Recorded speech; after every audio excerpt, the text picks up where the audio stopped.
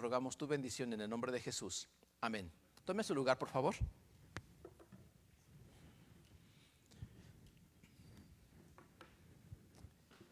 Bienvenidas Jimena y Mariana, qué bueno que están con nosotros, qué bueno que nos acompañan, que el Señor les bendiga, bienvenidas. Y queremos, hermanos, el día de hoy, continuar con el mensaje. ¿Se acuerdan que la semana pasada estábamos hablando acerca de la hija de Jairo? Pero dejamos un punto intermedio que no tratamos porque era parte de otra historia, y hoy vamos a tratar esa historia. Pero al mensaje el día de hoy, hermanos, le he puesto como título, y suena medio feíto el título porque le puse un estorbo programado. Un estorbo programado. ¿Quién fue el estorbo, hermanos? La mujer. Sí, ¿usted se acuerda, hermano? La semana pasada veíamos que Jairo, un principal de la sinagoga, una persona importante en la ciudad, llegó apresurado con el Señor Jesús. Rechazó todo lo que él era, lo que él había pasado, porque incluso suponíamos, debido a que Jesús ya no era muy querido en las sinagogas, que probablemente él también había participado en no permitirle entrada a Jesús a la sinagoga. Pero él tuvo que humillarse, tuvo que tragarse todo su orgullo, porque tenía un serio problema. Su hija estaba agonizando. Según lo que decía el texto en Marcos, su hija estaba muy grave. Muy grave. Entonces él acude a Jesús buscando la ayuda, y ya cuando Jesús iba para ayudarle con la niña que estaba enferma, dice que había una gran multitud y la gente lo apretaba y todo esto, y de repente por ahí una señora metiche, de esas que no faltan, hermanos, de la señora que siempre llega a interrumpir. Bueno, pues esta señora metiche, un estorbo, llegó a interrumpir el camino de Jesús. Y entonces, si usted recordará lo que vimos la semana pasada, debido a esta tardanza, porque yo creo que sí se ha tardado ahí el Señor unos minutos, tal vez media hora, una hora, no sé cuánto, no sé qué distancia habría entre el embarcadero a la casa de Jairo, no lo sé, pero sí tardó un buen tiempo el Señor Jesús. Y cuando estaba terminando de sanar a esta mujer, le llegan con la terrible noticia a Jairo de que su hija había muerto. Por eso, debido a esto, hermanos, le puse al mensaje de hoy un estorbo programado. Un estorbo, algo que llegó para interrumpir la obra del Señor. Y vamos a comenzar, por favor. Estamos ahí en Marcos, en el capítulo 5, Evangelio según San Marcos, capítulo 5, versículos del 24 al 34. Marcos 5, del 24 al 34. Y comencemos con el versículo 24. Dice así: fue pues con él, y le seguía una gran multitud, y le apretaban. Bueno, aquí es como la transición entre que Jairo va y le pide ayuda a Jesús. Jesús dice: sí, voy contigo. Y entonces este versículo 24 es ese inicio del camino. Jesús entonces va con Jairo. Es decir, aquí podemos darnos cuenta, hermanos, que Jesús tenía una tarea pendiente. La tarea que tenía pendiente era ir a sanar a una niña. ¿Una niña de qué edad se acuerda, hermano? 12 años. De hecho, hoy vamos a ver por qué el 12, porque es interesante este número 12. Dice entonces que aquí tenía una tarea pendiente. El Señor tenía que ir a sanar a esta niña enferma, pero el problema que pudo encontrar en el camino fue una gran multitud. Una gran multitud que prácticamente esto, hermanos, ya era algo normal. Si recordamos, hemos visto ya varias veces en el Evangelio de Marcos cómo la multitud siempre estaba apretando a Jesús, siempre buscaba estar cerca de Jesús. ¿Cuál era la razón? Pues la razón, hermanos, que la verdad, la que nosotros tenemos también muchas veces. ¿Por qué venimos a la iglesia? ¿Por qué acudimos a Dios? ¿Por qué oramos a Dios? ¿Por qué? Por necesidad. Sí, así es. Así es. Nuestro Señor, hermanos, es tan bueno, es tan misericordioso. Incluso hay un autor que le denomina a esto la humildad de Dios. La humildad de Dios. ¿Por qué? Porque Dios sabe que nos acercamos a Él solamente por interés. ¿No es cierto? Yo me acerco a Dios por interés. ¿Por qué? Porque yo necesito de su bendición. Yo necesito de su gracia, necesito de la fuerza, necesito la vida, necesito la salud, necesito que Dios cuide a mi familia, necesito muchas cosas y siempre acudo al Señor con esa necesidad. Pero Dios, siendo tan grande, también es altamente humilde, que aunque sabe que lo busco por interés, Él está ahí para poder ayudarme. Y entonces podemos ver que aquí la multitud empezaba a apretar a Jesús. Si usted, hermano, bueno, alguna vez ha estado en lugares muy concurridos donde hay demasiada gente, usted se dará cuenta que es muy complicado caminar cuando hay una gran multitud. De la Ciudad de México, donde soy, bueno, pues esto es muy común. Si usted va, por ejemplo, en el eje central, que sería como la calle principal en el centro de la Ciudad de México, hay otra calle que la cruza, que es la calle Madero, donde está la Torre Latinoamericana, donde está Bellas Artes. Ese cruce, hermanos, es un hormiguero, así literal, un hormiguero. Si usted se va al metro de la Ciudad de México, no se diga, bueno, cualquier transporte público prácticamente es una multitud. Usted camina cuando no quiere caminar y lo sacan cuando no quiere salir, o lo meten cuando no quiere entrar. O sea, la multitud lo empuja, lo mueve, lo estruja, y eso también es una gran posibilidad para los carteristas y los rateros que están ahí. ¿Por qué? Porque aprovechan la oportunidad y en el empujón ya le sacaron la cartera. Entonces dicen que la recomendación es, cuando usted vaya a Chilangolandia, se ponga la cartera acá adelante, porque le pueden quitar los calcetines sin quitarle los zapatos. No es cierto, pero, o tal vez sí, no sé. Bueno, como dice la frasecita, ¿no? Ya se la saben, mi gente, así es que saquen todo lo que tienen que sacar. Vemos aquí entonces esta multitud empujando y apretando a Jesús. Versículo número 25, por favor. Aquí encontramos en esa escena, entre esa multitud, donde podríamos pensar que en las multitudes nos podemos perder. En la multitud somos un número más. En la multitud no existimos como personas, somos solamente un bulto más. Pero ahí en medio de esa multitud, versículo 25 dice: pero una mujer que desde hacía 12 años padecía de flujo de sangre. Y aquí encontramos, hermanos, entonces a este estorbo.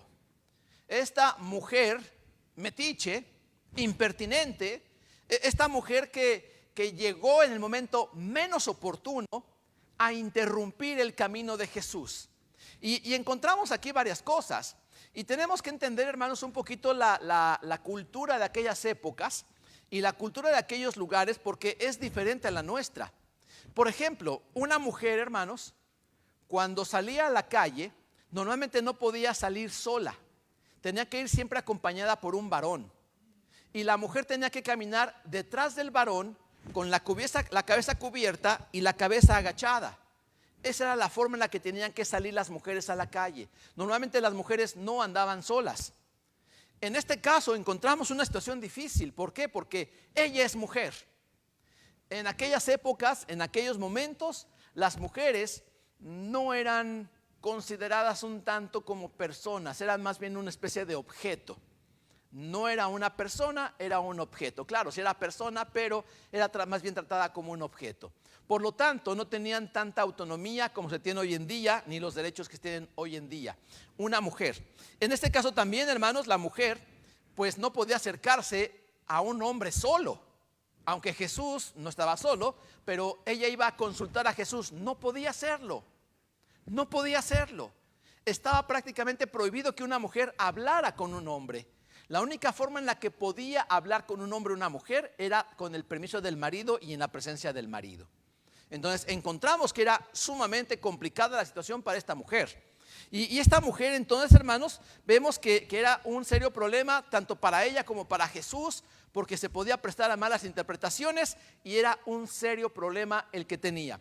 La mujer, vamos a encontrar que tenía varios defectos, varios problemas, y digo defectos entre comillas porque vamos a darnos cuenta de la condición de esta pobre chica. Primero, no quiero ofender, pero era mujer. Y lo digo, ¿por qué? Por la cultura de aquellas épocas. Si como mujer no era considerada como persona, entonces era una especie de un ciudadano de segunda categoría. ¿Por qué lo digo esto, hermanos? Para que vayamos tratando de ubicarnos en la mente de esta persona, para que tratamos de ponernos en los zapatos de esta persona. Una mujer, un ciudadano de segunda categoría. Tal vez podremos decir, yo puedo decir como hombre, yo soy hombre, yo no tengo ese problema. Pero aquí en Estados Unidos, hermanos, ¿qué soy? Una persona de segunda categoría. No soy ciudadano. Y aún si lo fuera, para muchas personas americanas, ¿cómo ven a los extranjeros, aunque sean ciudadanos? Como de segunda categoría. Como que no sirven. De hecho, por ahí dicen que esta nueva ley que sacaron ahí en Texas, nada más porque me vean medio pretito y medio chaparrito y con los pelitos parados, ya me pueden parar y deportar, aunque sea ciudadano. ¿Por qué? Porque ellos no van a preguntar, van a agarrar nada más por apariencia física y van para afuera. Entonces, somos considerados como ciudadanos de segunda categoría. ¿Cómo nos hace sentir eso, hermanos? Eso realmente nos hace sentir mal. Es complicado, es difícil. Pues imagínese, hermano, esta mujer era el estilo de vida que ella llevaba. Pero esta mujer tenía otro problema. El problema que tenía es que llevaba 12 años enferma. 12 años enferma. Bueno, si cuando uno está enfermo y a lo mejor le da la gripe o le da el COVID o cualquier otra enfermedad y se avienta 15 días, a lo mejor 3 semanas, un mes en la cama, wow, es muy complicado. Pero llevar 12 años enferma, eso es terrible, hermanos. Esto es pensar como cuando somos diagnosticados con una enfermedad crónica. Cuando, por ejemplo, ¿sabes qué? Tienes, no sé, diabetes. ¡Auch! ¡Qué feo! O ¿sabes qué? Eres hipertenso. O tienes este problema, tienes aquel problema. Eso, hermanos, también hace que la persona se sienta como diferente. Incluso algunas personas, cuando están en el ambiente tal vez de un hospital y demás, a veces se presentan más por su padecimiento que por su nombre. Soy diabético, soy hipertenso. A ver, espérame, no eres diabético, no eres hipertenso, eres Francisco y tienes diabetes. Pero a veces nos identificamos con la enfermedad y casi nosotros dejamos de valer como persona y somos una enfermedad con patas. En este caso, hermanos, esta mujer tenía 12 años enferma. Las personas que han sufrido alguna enfermedad crónica saben lo que es cargar con una enfermedad que probablemente no se les va a quitar nunca, que tienen que cargar con ella todo el tiempo, que tienen que tomar medicamento, que saben que están condenados a una enfermedad para toda su vida. Pero el problema de esta mujer, hermanos, y ahorita vamos a regresar al 12, pero déjenlo por ahí, por favor. Esta mujer, hermanos, el problema que tenía era un problema, pues también un tanto complicado. La mujer padecía de flujo de sangre. Las mujeres obviamente saben de esto, pero ¿qué tan molesto o incómodo para algunas es el periodo menstrual? Tal vez para algunas es muy complicado, doloroso, no sé, a lo mejor las hormonas le juegan malas jugadas porque de la nada llora, de la nada se enoja y esto puede generar varios conflictos en su persona, su sensación, cómo ella se siente en medio del periodo menstrual es algo difícil. Ahora, imagínese tener un periodo menstrual por 2 semanas. Wow, normalmente dura 7 días el periodo menstrual, pero 2 semanas, hoy es largo. 3 semanas, que su periodo durara un mes, ¿qué le parecería? ¿O 2 meses? ¿Qué le parecería que le durara un año el periodo menstrual? ¿O 12 años? Los hombres no entendemos esto, hermanos. No sabemos, nosotros no hemos experimentado las dificultades que tienen ustedes con el periodo menstrual. Entonces, imagínese, hermano, la vida de esta mujer. Ahora, imagínese la vida de esta mujer en aquella época donde los medios higiénicos no eran muy adecuados, donde no había toallas sanitarias. Imagínense nada más el conflicto de esta persona.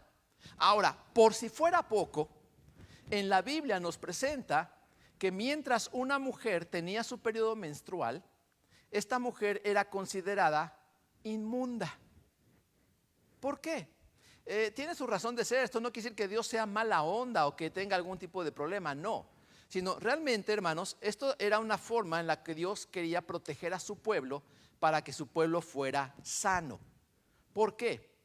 cuando hay una emisión de sangre, independientemente cuál sea la fuente, la sangre, hermanos, contiene la vida de la persona. Y cuando me refiero a vida, me refiero a la vida. ¿Por qué? Cuando un médico quiere saber cómo estoy por dentro, cómo funcionan mis órganos, ¿qué hace un doctor, hermanos? Un examen de sangre. ¿Por qué? Porque en la sangre va a encontrar todo lo que hay dentro de mí, lo bueno y lo malo. Cuando Dios pone esta ley, es una ley higiénica, de poner a las mujeres en este periodo digamos, una pequeña cuarentena, donde se aislaban mientras estaban en su periodo menstrual, era un proceso de protección para la mujer y para el varón, para la gente que le rodeaba. ¿Por qué? Porque podía tomar una infección o podía transmitir alguna infección. De hecho, hermanos, nada más para como dato ahí para sus récords, dicen que se estuvo haciendo algunos estudios sobre el cáncer cérvico-uterino. Y entonces se dieron cuenta que había dos grupos de personas en el mundo que eran menos propensos al cáncer cérvico-uterino. Y las personas menos propensas eran precisamente judíos y árabes. ¿Cuál es la razón? Bueno, que judíos y árabes se circuncidan. Y entonces eso provocaba menos propensión al cáncer cérvico-uterino. Pero cuando revisaron mejor las estadísticas y los estudios y demás, se dieron cuenta que entre las mujeres judías había una incidencia mucho menor, incluyendo aún menor que con las árabes. ¿Cuál era la razón? Este periodo de abstinencia, de cuidado, de separación mientras estaba el periodo menstrual. Porque según la Biblia, hermanos, allá en Levítico 15, habla de cómo se debe cuidar una mujer en su periodo menstrual. Había básicamente dos reglas. Número 1, no había una relación sexual mientras había el periodo menstrual. Y número 2, las mujeres tenían que mantenerse aisladas y se les llamaba inmundas. ¿Por qué? Por el flujo de sangre. Ahora, esto, hermanos, también ahí en Levítico 15, a partir del versículo 25, se nos habla, o más bien nos habla en ese pasaje, sobre qué cuidados o qué cosa tendría que pasar con una mujer que persistiera con una hemorragia de manera constante. Y nos dice la ley de Dios, hermanos, de aquellas épocas, que una mujer que se mantuviera con un flujo de sangre constante tendría que estar separada. Y era una mujer inmunda, no podían tocarla. Donde ella se sentaba quedaba inmundo, a lo que ella tocara quedaba inmundo, cualquier cosa que se acercara a ella era inmundo. Por lo tanto, era una mujer que estaba catalogada como inmunda. Ahora, lo mismo también habla, hermanos, cuando hay una emisión de semen, cuando hay también alguna persistencia, una constante flujo de semen, a lo mejor una enfermedad donde hay un flujo constante, también el hombre quedaba inmundo. O sea, esto no es privativo de las mujeres, son leyes higiénicas. Y entonces Dios hizo eso para proteger al pueblo y para proteger también a la persona que estaba padeciendo el flujo. Y en este caso, hermanos, el flujo de sangre realmente para la mujer era un problema serio. Ustedes como mujeres pueden entenderlo. Imagínense su periodo menstrual por más de 12 años, que era lo que esta mujer había sufrido. Entonces, imagínense, siendo mujer, además enferma, y la enfermedad que tenía la catalogaba como una mujer inmunda. Imagínense emocionalmente cómo estaba esta mujer. No solamente físicamente, porque físicamente estaba mal la mujer, pero imagínense emocionalmente. La situación de esta mujer realmente era terrible, era complicada. Versículo 25 nos habla un poquito de esto. Dice, y había sufrido mucho de muchos médicos y gastado todo lo que tenía y nada había aprovechado. Antes le iba peor.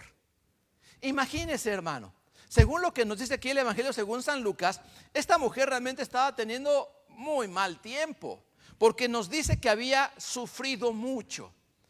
Imagínese, no solamente la molestia física, sino también la molestia emocional. Imagínense cómo estaba la autoestima de esta mujer. Imagínense cómo se sentía ella con su familia, porque no podía acercarse a su familia. ¿Ya tendría hijos? No lo sé. ¿Tendría marido? No lo sé. Pero al final de cuentas, si tuviera hijos y marido, imagínese estar separada de su familia. O si no tuviera hijos y marido, imagínese estar separado también de sus padres, de sus hermanos, porque no podría convivir con ellos precisamente por su enfermedad. Entonces realmente era una mujer que estaba sufriendo mucho. Y parte del sufrimiento dice que había visitado muchos médicos. Hermanos, realmente esto es un problema serio. Cuando nosotros tenemos algún problema de salud o algún problema de salud tiene alguno de nuestros familiares, ¿qué hacemos? A veces empezamos un vagar, un navegar, andamos navegando de aquí para allá, vamos con uno, vamos con otro, y si nadie le atina cuál es el problema, pues vamos con otro y vamos con otro. Hablábamos en la clase, ¿no? Si me dicen, pues ve con el brujo, pues voy con el brujo con tal de que se me quite el problema. Es decir, tratamos de buscar alguna solución a nuestra necesidad. Y esta mujer nos dice el pasaje, hermanos, que había sufrido mucho y que había visitado muchos médicos. Ya había visitado muchos médicos. Ahora, tal vez, hermanos, si usted tuviera que consultar a un médico, ¿aquí qué tendría que hacer? Bueno, aquí tenemos dos opciones. Podemos ir con el doctor Farrell o podemos ir a la clínica de acá de este lado que está enfrente de la iglesia católica. Podemos ir ahí. Si ahí no nos resuelven, ¿qué hacemos? INED, Hospital Bautista, Hospital St. Mary's. No se pudo ahí, ¿qué hacemos? Oklahoma City. Y ahí está, pues vamos al de OU, vamos al Bautista, vamos al Mercy, vamos a donde caiga. Y tenemos que ir de hospital en hospital, en hospital, en hospital. Imagínense nada más entonces el sufrimiento. En aquella época, hermano, ¿usted cree que tuviera las mismas opciones que nosotros? Yo a veces me quejo de decir, bueno, es que aquí en el pueblo tan chiquito no tenemos dos opciones de médico, aquí en el pueblo. Tenemos solamente una opción de farmacia. En donde yo vivía, hermanos, hay médicos a lo mejor en cada esquina y farmacias en cada esquina. Podía consultar a cualquier médico a la hora que yo quisiera, porque incluso hay servicios de 24 horas. Eso sin ir a hospitales. Si quiero ir a hospitales, obviamente hay montones de hospitales y hospitales generales. Cerca de nosotros está el Hospital de la Raza, a unas cuantas calles donde vivimos nosotros allá en México. El Hospital de la Raza, que es uno de los hospitales más famosos de la Ciudad de México. Tengo esa opción. Aquí en Génesis, ¿cuál es mi opción, hermanos? Doctor Farrell, el otro es la clínica. Y eso hasta las 5 de la tarde. Si necesito una farmacia, hermanos, Heritage, y hasta las 5 de la tarde. Y si no hay mi medicina, me la tardan ¿cuánto tiempo? Una vez me tardaron una medicina, hermanos, 15 días. Porque no la encontraban aquí. Y eso que estamos en el 2024. En Estados Unidos, país de primer mundo. Imagínese en el 30 y algo después de Cristo, Palestina, lugar difícil. ¿Cree que habría médicos tan fácil de encontrar? Entonces, el hecho de visitar muchos médicos habla, hermanos, que la mujer no solamente había ido de clínica a clínica, había ido de ciudad en ciudad y de región en región. Realmente la mujer estaba sufriendo mucho.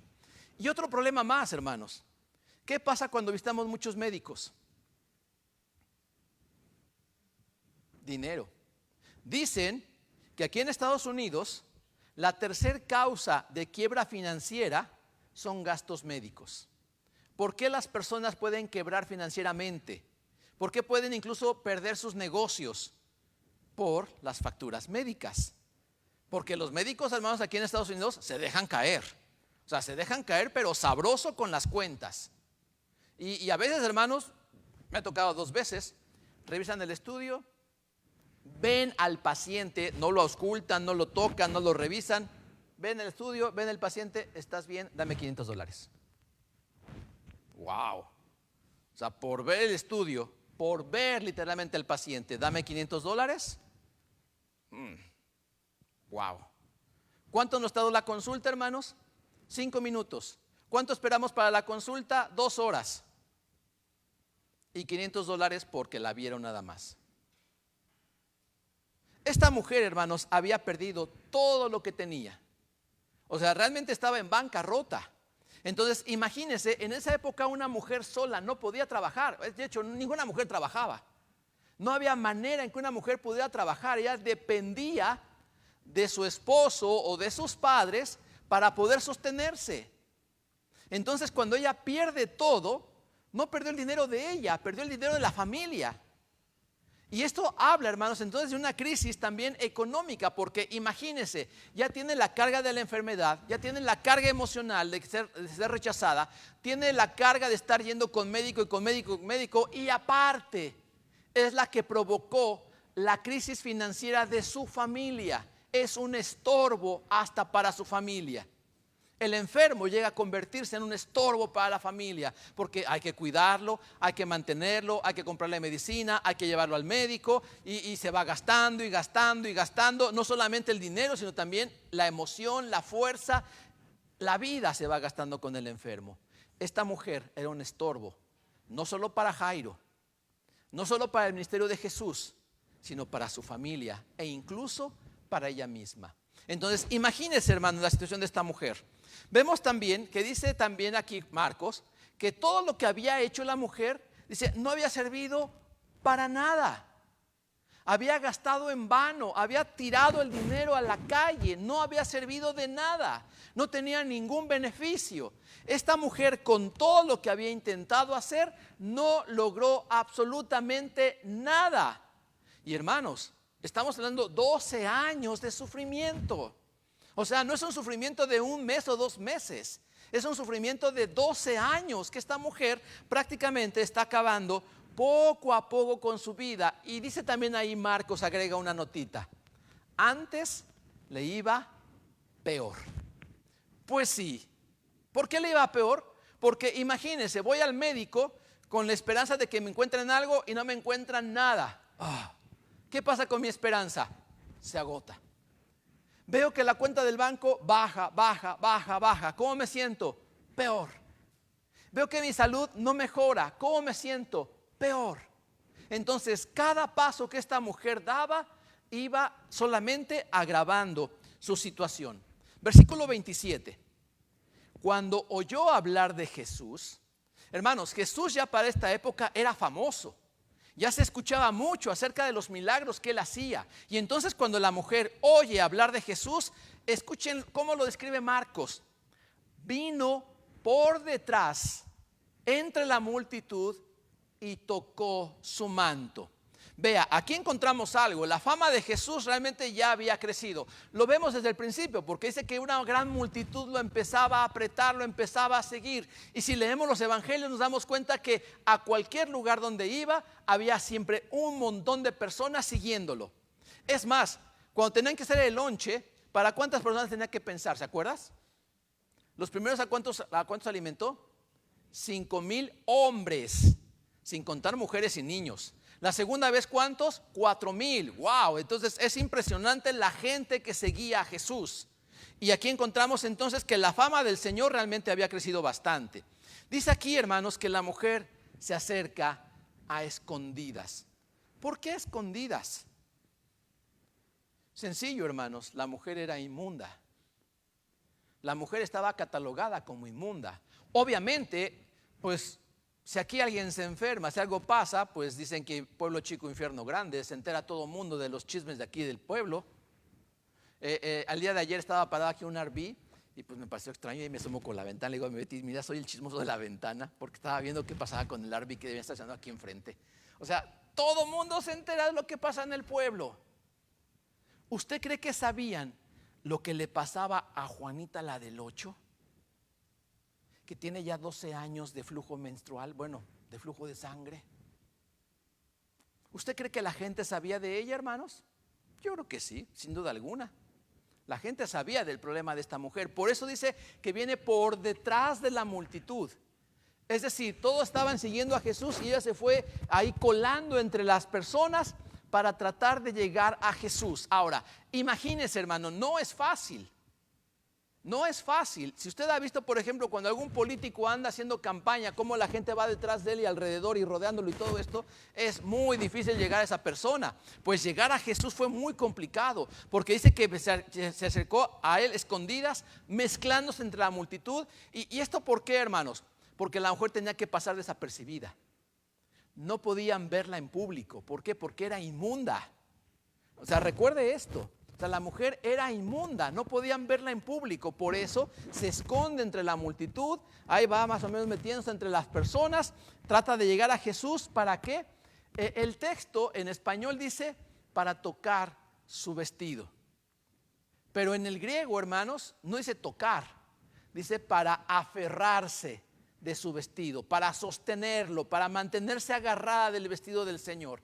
Esta mujer quería acercarse y agarrar el vestido del Señor. Ella quedó aferrada del vestido del Señor. Ahora, ¿por qué? ¿Por qué lo hizo? Versículo 28 nos da la razón. Porque decía, si tocare tan solamente su manto, seré salva. Fíjese bien, hermano. Esta mujer está revelando con esta parte que ella reconocía que Jesús tenía un poder total. El Señor tenía todo el control. Ella no necesitaba ni siquiera que Jesús la viera. Ella no necesitaba que Jesús le hablara. Ella no necesitaba que Jesús hiciera algo, que orara por ella. No, solamente decía ella, con que solo toque su manto. El poder del Señor es tan grande que nada más tocando su vestido, agarrándome de su vestido, con eso voy a obtener la salud. Esto habla, hermanos, de la fe que tiene esta mujer. Ella pudo comprender con qué clase de Dios estaba tratando. Y hermanos, es algo que para nosotros nos debe quedar bien claro. Nosotros acudimos a Dios, acudimos a la iglesia cuando tenemos necesidad. Y qué bueno, pero ¿sabes qué? Tienes que aprender a reconocer con qué clase de Dios estás tratando. Y es un Dios poderoso, es un Dios grande, es un Dios majestuoso, que Él tiene el poder total. Y tan solo tocándolo, tan solo sujetándote de Él, tú puedes encontrar la bendición para tu vida. Y esta mujer logró entender eso. Si yo tan solo puedo sujetarme del Señor, yo voy a encontrar la solución a mi problema. Y hermanos, yo creo que este es un buen principio para nosotros. Cuando nosotros logramos sujetarnos del Señor, no tocarlo, porque muchas veces hacemos eso, tocamos y nos vamos, tocamos y nos vamos. Solamente cuando nos hablan de Dios, sí, toco y me voy, toco y me voy. Como decían los de la banda allá en México, toque y rol. Toque y rol. Pero aquí no es toque y rol, hermanos. Aquí es aférrate, sujétate, afiánzate del Señor. Si tú estás dispuesta o dispuesto a afianzarte del Señor, el Señor va a hacer la obra en tu vida. Versículo 29. Y enseguida, escuche esto, y enseguida la fuente de su sangre se secó y sintió en el cuerpo que estaba sana de aquel azote. Este es un pasaje, hermanos, que a mí me sorprendió mucho. ¿Por qué? Dice en primer lugar, enseguida, de inmediato, cuando esta mujer llega y toca el manto del Señor, bueno, se aferra del manto del Señor, ¡fum! Algo pasó. Dice, enseguida la fuente de su sangre se secó. Usted, hermana, en su periodo menstrual, ¿siente cuando sale?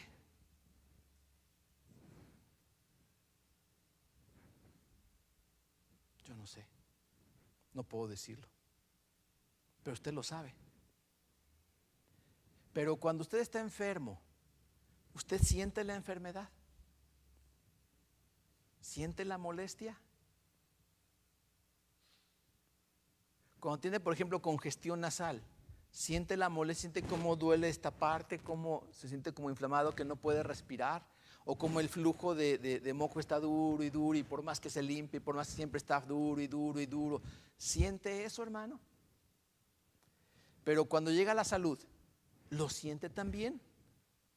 Porque dice que este momento, hermanos, fue muy especial, porque la mujer dice que en ese momento la fuente de su sangre se secó.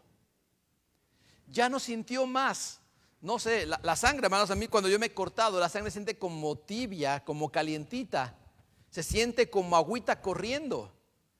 Si eso sintió la mujer, la fuente de su sangre se secó, ya no sintió calientito, ya no sintió esa humedad, ya no, había parado, había cesado su flujo, hermanos. Esta mujer dice que lo sintió, ella sintió en su cuerpo la salud. Ella pudo sentir el milagro de Dios. Por el simple hecho de aferrarse al vestido del Señor, ella pudo sentir ese milagro. Y pudo, hermanos, percibir cómo ese flagelo, ese azote, como le llama aquí Marcos, cuando habla de azote se refiere a un látigo, porque esta enfermedad había sido un azote para la mujer, era un golpe continuo sobre su vida. La enfermedad, hermanos, nos golpea, la enfermedad nos lastima. La enfermedad nos hace sentir muy mal, porque cuando tenemos un periodo de enfermedad así como que, otra vez, ya iba tan bien, tenía ya un buen tiempo sin enfermedad y de repente otra vez y otra vez. Es decir, este azote, este golpeteo continuo contra la mujer había acabado. Versículo 30. Luego Jesús, conociendo en sí mismo el poder que había salido de él, volviéndose a la multitud, dijo: ¿quién ha tocado mis vestidos? ¿Quién ha tocado mis vestidos? Y aquí encontramos algo, hermanos, porque en primer lugar tenemos que entender algo. Hubo una explosión de poder. Me rezo un poquito al texto. Dice: luego Jesús, conociendo en sí mismo el poder. Esta palabra poder en el griego es muy interesante, es la palabra dunamis. Dunamis se deriva, o de ahí de esa palabra dunamis, se deriva la palabra que conocemos como dinamita, dynamite. Es explosivo que se utiliza, por ejemplo, para las minas o para derribar edificios. Esa dinamita, hermanos, de ahí viene esta palabra dunamis. Entonces nos dice Marcos que Jesús sintió esa explosión de poder. Jesús sintió que algo salió de él. Y vea, hermano, vea nada más el contraste. La mujer sintió que la enfermedad paró, su fuente se secó. Jesús sintió que poder salió de él. Ahora, ¿qué fue lo que pasó con Jesús, hermanos? Jesús reconoció esa sensación. ¿Cuál sensación? ¿Cuál sensación? Pregunta, hermano. ¿Qué sentía Jesús cuando sanaba a un enfermo? ¿Qué sentía Jesús cuando sanaba a un enfermo? ¿Cuál? Sí, sí, hermanos. Si yo sano a un enfermo, yo me siento poderoso, grande, fuerte, escuchado por Dios, satisfecho. Pero nos dice en Marcos, en el capítulo 3, que cuando Jesús sanaba a un enfermo, la enfermedad caía sobre él.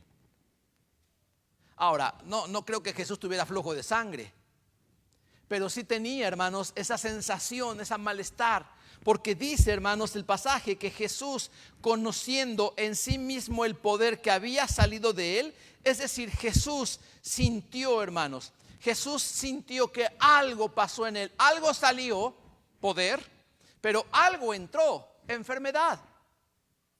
Jesús carga sobre sus hombros nuestras enfermedades.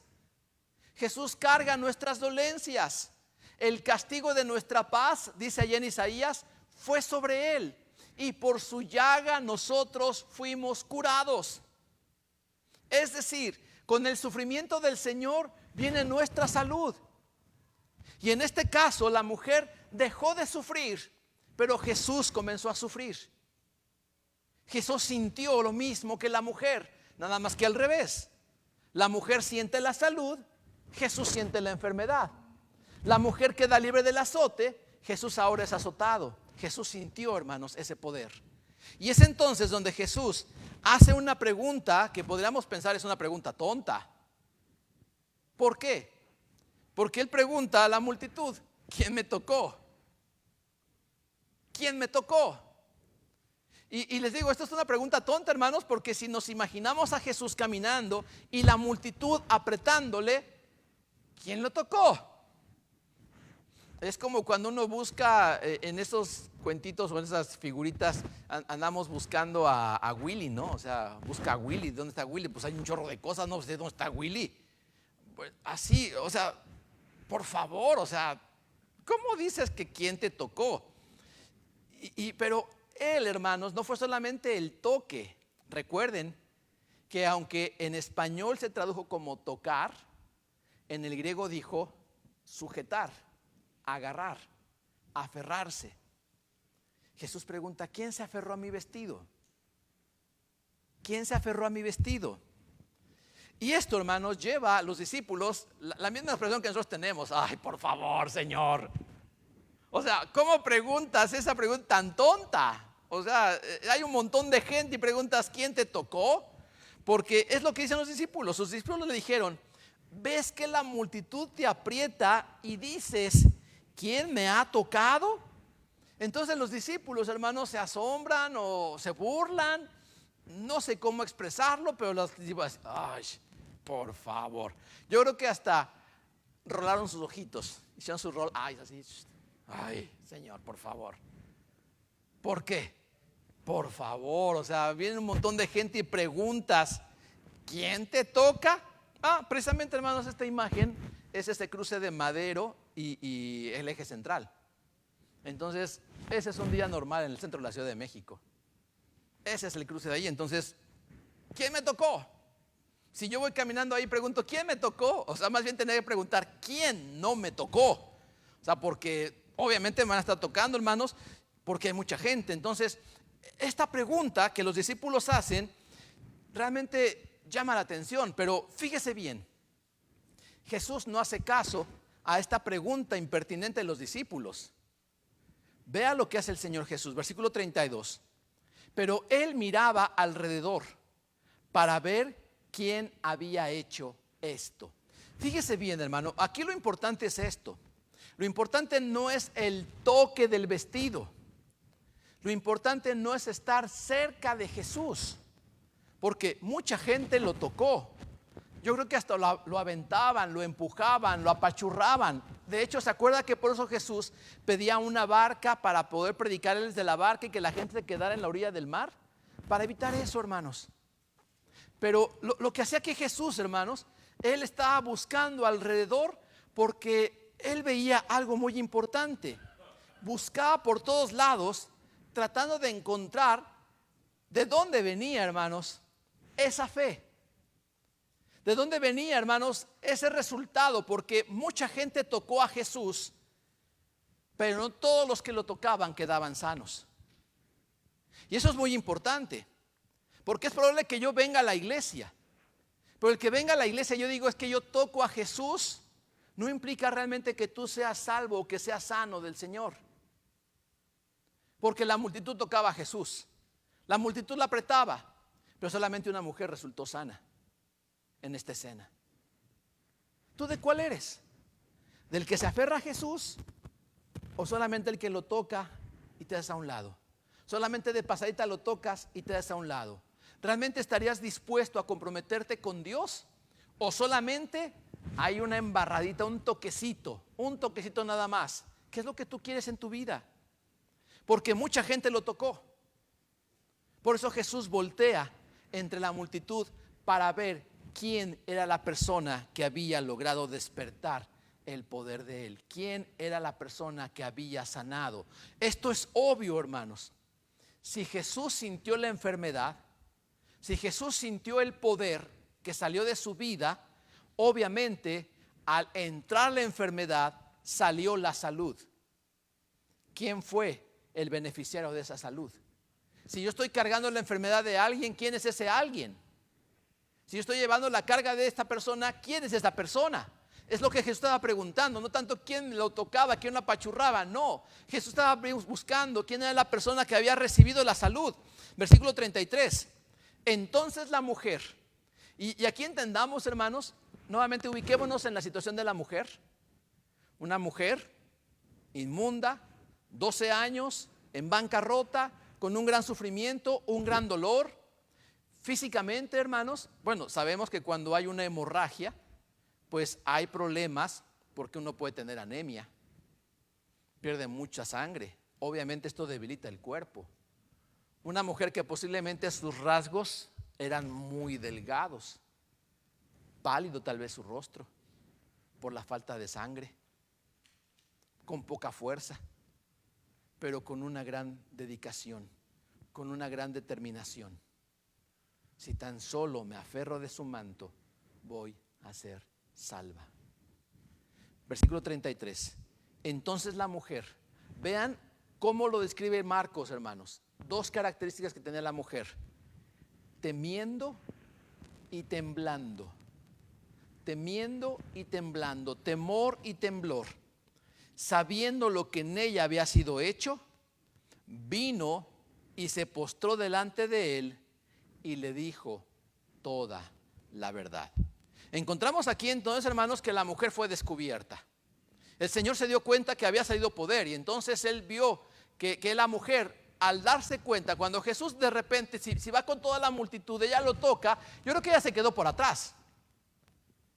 Ella se quedó atrás porque nada más quería tocarlo. Cuando ella sintió la libertad en su cuerpo, Jesús siguió caminando, la multitud tal vez la empujaba para quitarla, la multitud avanzó, ella se quedó hacia atrás. Y cuando de repente Jesús se para y pregunta quién me tocó, yo creo que tal vez la mujer nuevamente volvió a tratar de esconderse entre la multitud. Y ahora la mujer se da cuenta que no pasó desapercibida. Y aquí, hermanos, encontramos algo muy interesante. Cuando nosotros nos acercamos a Jesús, hay un intercambio, o debe haber un intercambio. Yo doy, el Señor recibe, el Señor me da, yo recibo. Si no hay ese intercambio, hermanos, entonces solamente somos de la multitud tentona, que nada más va tocando y empujando, pero que no recibe el beneficio. ¿Queremos un beneficio, hermanos? Tiene que haber un intercambio entre el Señor y nosotros. Yo le doy mi enfermedad, Él me da su poder.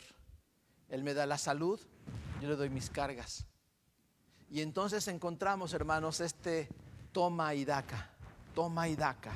Yo te doy, yo tomo, tú me das, yo tomo, y estamos en ese intercambio. En ese baile espiritual donde vamos avanzando uno y otro, vamos recibiendo y dando. El Señor nos brinda su bendición. Y entonces aquí, hermanos, la mujer dice que fue descubierta. Se acerca al Señor temblando y con un profundo dolor, temor. Ahora, ¿usted ha tenido miedo alguna ocasión? Sí, yo muchas veces. ¿Pero alguna vez ha temblado de miedo?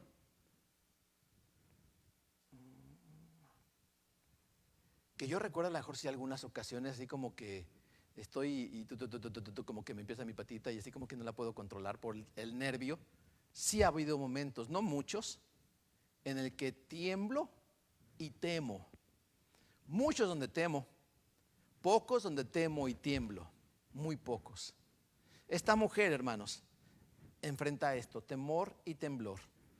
Pero ella sabía lo que había ocurrido en ella. Ella sintió en su cuerpo cómo llegó la salud. Y entonces, sabiendo lo que había sucedido, dice que corre hacia el Señor y se postra. Corre ante el Señor y se postra. Entonces, aquí vemos nuevamente, hermanos, este intercambio entre Dios y la mujer, entre el Señor Jesús y ella. Ahora Jesús demanda una respuesta. ¿Quién me tocó?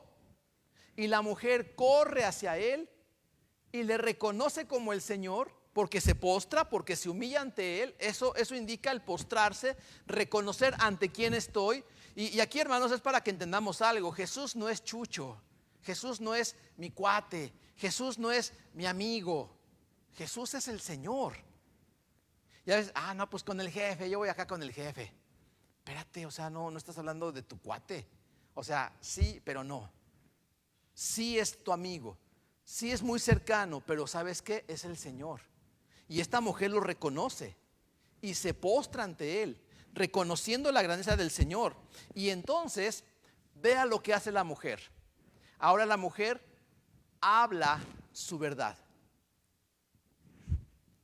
Si usted tuviera flujo de sangre, ¿lo andaría platicando con todo el mundo?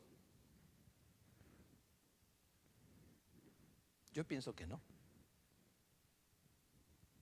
Yo en ese tipo de cosas soy como un tanto reservado. A mí no me gusta andar platicando mis cosas a todo el mundo. Y menos de alguna enfermedad.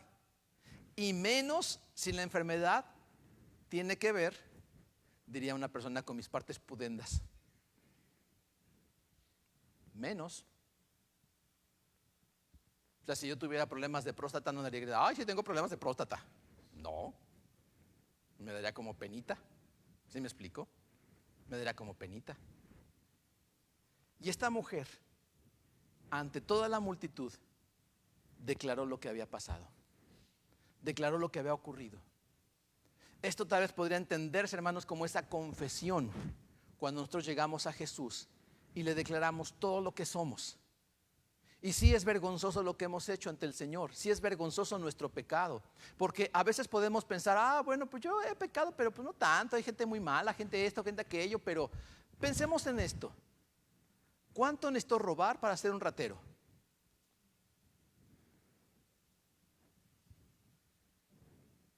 Desde la moneda más pequeñita, si yo me la robo, ya soy un ratero.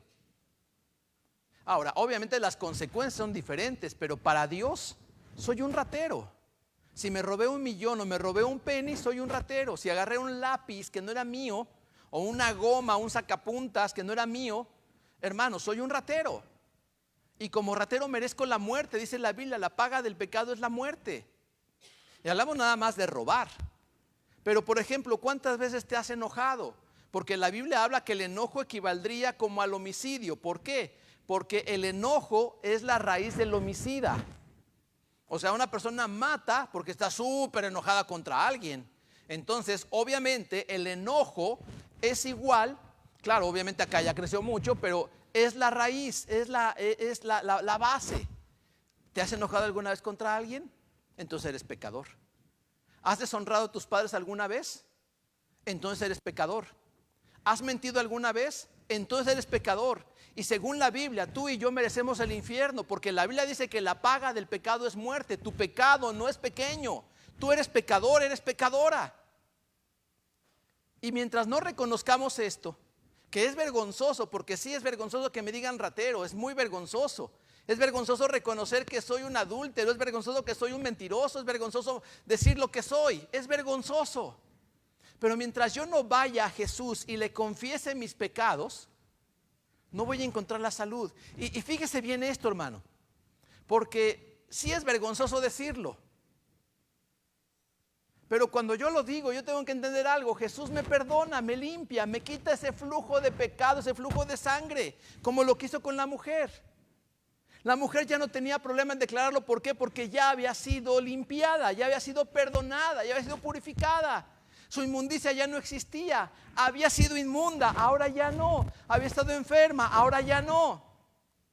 La Biblia dice, hermanos, que nosotros habíamos estado muertos en nuestros delitos y pecados, pero ahora ya no. Yo era ratero, ahora ya no. ¿Por qué? Porque he sido perdonado por el Señor Jesús. ¿Cuándo? Cuando yo le confesé mis faltas. Cuando acudí a Él y me agarré de su mano porque Señor, te necesito. Y en ese momento Jesús me perdona. Eso es lo que tú y yo necesitamos. Acudir a Jesús, aferrarnos a Él y declararle nuestros pecados, declararle nuestras inmundicias, reconocer lo que somos. Porque si yo no reconozco lo que soy, puedo vivir una tremenda mentira. Puedo fingir que soy honorable cuando en realidad soy un ratero de lo peor. Y a lo mejor puedo hablar de nuestros políticos en México, que se sienten súper honorables, que se sienten súper buenos, que se sienten súper grandes, súper buenas personas, pero sabemos que son corruptos y rateros una gran parte de ellos. Pero siempre se presentan como buenas personas. ¡Qué vergüenza!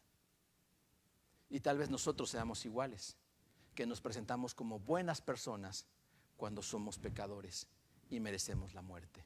Esta mujer declaró toda la verdad. Versículo 34. Y hermanos, este es un versículo que a mí me encantó. ¿Por qué? Y le dijo Jesús, vea las palabras de Jesús, hermanos. Hija, tu fe te ha hecho salva. Ve en paz y queda sana de tu azote.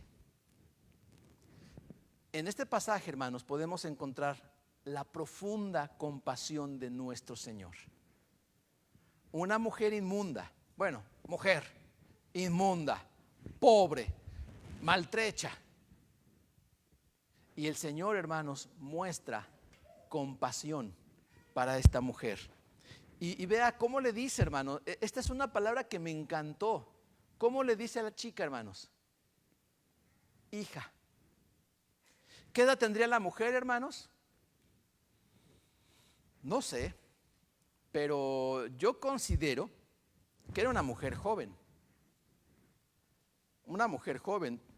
Yo puedo calcular tal vez, mi idea loca, yo diría tal vez en sus 30s, tal vez. Una mujer joven. Y el Señor le dice, hija. El término, hermanos, que utiliza es un término muy fraternal. Es un término muy amoroso. No era la mujer, como Jesús muchas veces le decía a las mujeres, mujer. No, le dijo, hija. Y aquí, cuando yo llegué a este punto, hermanos, me di cuenta del gran error que tuve al ponerle el título a mi sermón como estorbo.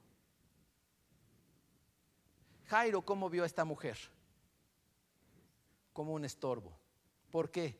Porque Jairo estaba luchando por la vida de su hija. ¿Qué hizo Jesús, hermanos? Luchar por la vida de su hija. Jesús luchó por la vida de su hija. Así como Jairo anhelaba y lloraba y se sentía desesperado porque Jesús no se apuraba, porque su niñita estaba muriendo, Jesús sentía el mismo dolor por su hijita, por su niña que estaba sufriendo 12 años una terrible enfermedad. Y ahora sí el misterio de los 12. ¿Por qué 12? Lo interesante, hermanos, es que esta mujer había pasado 12 años enferma. La niña tenía 12 años de edad. ¿Cuánto tiempo tenía la enfermedad? No nos dice la Biblia, pero era 12 años de edad contra 12 años de enfermedad. Una niña, que recordemos lo que le decía la semana pasada, cuando Jesús le dice a la niña, dice niña o infante, y cuando la niña resucita, le dice jovencita. Entra como niña a la muerte, sale como jovencita en la resurrección. En la Biblia, hermanos, el 12 es un número importante. ¿Qué 12 conoce usted importantes en la Biblia? 12 apóstoles. ¿Qué más? Las 12 tribus de Israel. Lo interesante, hermanos, es que las 12 tribus de Israel representan al pueblo de Israel organizado. Cuando ya se establece el pacto con Dios, la religión organizada en el Antiguo Testamento. Los 12 apóstoles es cuando el Señor organiza, inicia la iglesia con los 12 apóstoles, religión organizada del Nuevo Testamento. ¿Será entonces, hermanos, que esta mujer representa al Israel enfermo? Que las 12 tribus están enfermas, están inmundas y que necesitan acudir a Jesús para sujetarse a Él. ¿Será, hermanos, que la niña que tenía 12 años de edad, una pequeñita que cuando resucita tiene una nueva vida, se referirá a esta iglesia que en este momento, hermanos, la iglesia está naciendo para poder tener una vida grande y esplendorosa predicando la palabra de Dios? ¿Será entonces, hermanos, que aquí Marcos quería darnos a entender cómo Jesús a lo suyo vino?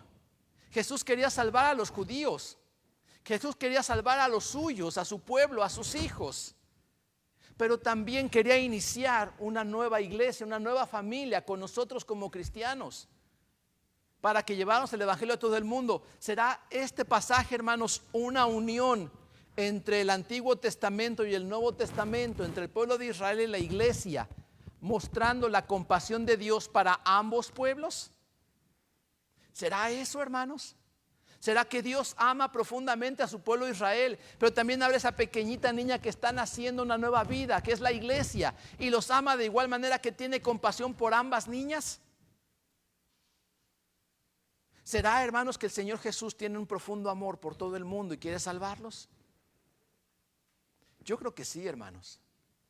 Yo creo que estos 12 no son casualidad. Yo creo que tienen una enseñanza para nosotros y encontramos el profundo amor de Jesús por su hija. Y entonces le dice, tu fe te ha salvado. Hermanos, cuando nosotros estamos dispuestos a dejar nuestra vida en las manos del Señor, para que el Señor la conduzca, para que yo pueda ahora vivir de acuerdo a los principios del Señor, hermanos, eso es lo que nos salva. No te salva venir a una iglesia, te salva la confianza que pongas en Jesús. No te salva decir, ay Dios mío, ayúdame. No, te salva el que tú pongas tu vida en las manos del Señor, que te aferres de su vida. No solamente que lo toques, no solamente que lo veas entre la multitud, no solamente que puedas tocarlo ahí en la multitud, sino que te aferres a Él. Eso es lo que te salva. Por eso le dice, tu fe te ha salvado. Y vea la siguiente frase, le dice, ve en paz. Hermanos, esta mujer por más de 12 años no había tenido paz. Esta mujer, hermanos, por más de 12 años no había podido dormir bien. Esta mujer por más de 12 años no había podido convivir con su familia normalmente. No había podido salir a la calle normalmente. No tenía una vida normal. Y ahora el Señor le dice, ve en paz. Una prosperidad profunda, hermanos, donde el Señor puede dar una paz a su corazón. Ahora, pensemos en esto, hermanos. La mujer seguía teniendo el problema económico, porque estaba en bancarrota, pero tenía paz. Tenía paz. El Señor pudo entonces devolverle a ella algo que era mucho más valioso que el dinero, la paz. Y número 2, la salud. Le dijo el Señor, sé libre de tu azote. Porque recordemos que el azote no solamente era la enfermedad, no. Era también, hermanos, el estigma, la marca, el sentirse mal con la sociedad, el sentirse rechazada, el sentirse la causa de la quiebra de la familia, el sentirse una carga, el sentirse un estorbo. Ahora el Señor le dice, eres libre de este azote. Ya nunca más serás una carga.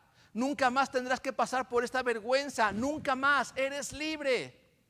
Y hermanos, encontramos entonces el profundo amor del Señor por cada uno de nosotros. Porque ¿sabe qué, hermano? Cada uno de nosotros somos como esta mujer. Cada uno de nosotros tenemos algún tipo de problemas que nos hace sentir menos, que nos hace sentir menos valorado, menos importante, que nos hace sentir enfermos. Pero si acudimos a Jesús y nos aferramos de Él y creemos que Él nos puede ayudar, hermano, nuestra vida va a ser transformada. Aunque sigamos en bancarrota, tendremos paz y seremos libres del azote. Vamos a orar. Señor Jesús, te damos infinitas gracias, mi Dios, porque a través de este pasaje, Señor, tú nos permites ver tu infinito amor por cada uno de nosotros. Gracias, mi Dios, porque tú nos muestras la compasión que tienes por esta mujer. Y esta mujer, Señor, me representa a mí.